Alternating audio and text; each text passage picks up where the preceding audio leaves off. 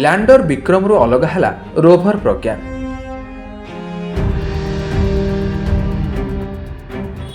ବିକ୍ରମ ଠାରୁ ଅଲଗା ହେବା ପରେ ଚନ୍ଦ୍ର ପୃଷ୍ଠରେ ବୁଲିଲା ପ୍ରଜ୍ଞାନ। ଏବେ ଚନ୍ଦ୍ର ପୃଷ୍ଠରେ ତଥ୍ୟ ସଂଗ୍ରହ କରିବ ରୋଭର ପ୍ରଜ୍ଞାନ। ଏନେଇ ଇସ୍ରୋ ପକ୍ଷରୁ ଟ୍ୱିଟ୍ କରି ସୂଚନା ଦିଆଯାଇଛି।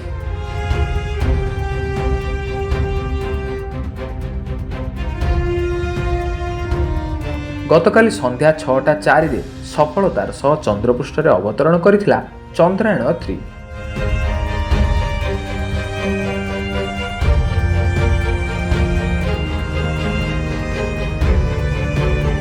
ଏକ ହେଲିକପ୍ଟର ଅବତରଣ କଲାବେଳେ ଯେତିକି ଧୂଳି ଉଡ଼ିଥାଏ ତାଠାରୁ କାହିଁ କେତେ ଗୁଣ ଅଧିକ ଧୂଳି ଲ୍ୟାଣ୍ଡ ଚନ୍ଦ୍ରପୃଷ୍ଠରେ ଅବତରଣ କଲାବେଳେ ଉଡ଼ିଥିଲା। ଆଉ ଏହି ଧୂଳିକଣା ଚନ୍ଦ୍ରପୃଷ୍ଠରେ ଜମା ହେବା ପାଇଁ କିଛି ଘଣ୍ଟା ସମୟ ନେଇଥିଲା। ରୋଭର ପ୍ରଜ୍ଞାନରେ ଯେହେତୁ ଅନେକ ସମ୍ବେଦନଶୀଳ ଯନ୍ତ୍ରାଂଶ ଲାଗିଛି, ତେଣୁ ଏଗୁଡ଼ିକ ଧୂଳିକଣା ସଂସ୍ପର୍ଶରେ ନ ଆସିବା ପାଇଁ ପରିବେଶ ସଫା ହେବା ପର୍ଯ୍ୟନ୍ତ ଅପେକ୍ଷା କରାଯାଇଥିଲା।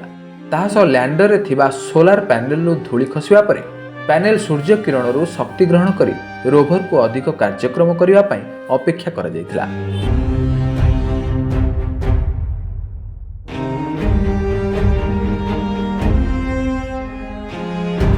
ଏସବୁ ପ୍ରକ୍ରିୟା ଶେଷ ହେବା ପରେ ଲ୍ୟାଣ୍ଡର ବିକ୍ରମର ଏକ ଦ୍ୱାର ଖୋଲିଥିଲା, ଆଉ ସେଥିରୁ ବାହାରିଥିଲା ରୋଭର ପ୍ରଜ୍ଞାନ।